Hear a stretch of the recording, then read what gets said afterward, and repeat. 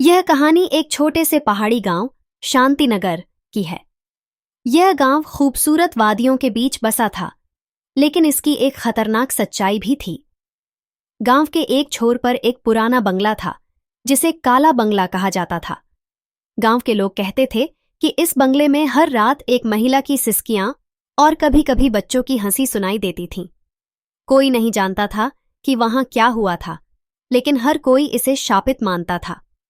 गांव में नए नए आए आयुष और उसकी पत्नी प्रिया इस कहानी के मुख्य पात्र हैं। दोनों शहर से थक चुके थे और शांतिनगर में बसने का फैसला किया।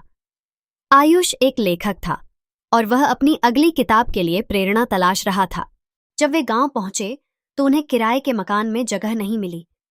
मकान मालिकों ने बताया कि उन्हें गांव के हर हिस्से में रहने की छूट है, बस काला बंगला छोड़कर। आयुष को इस बात में दिलचस्पी हुई और उसने जिद पकड़ ली कि वे उसी बंगले में रहेंगे।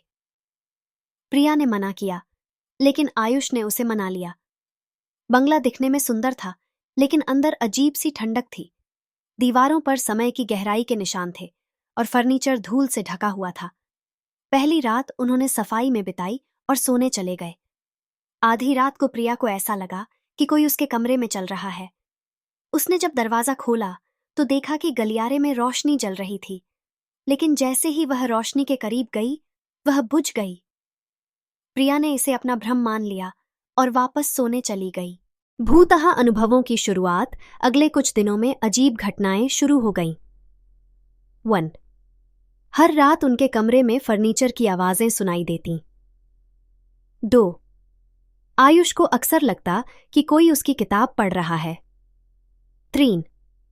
प्रिया ने एक दिन दरवाजे के पास एक पुरानी चूड़ी पड़ी देखी, जो खून से सनी थी।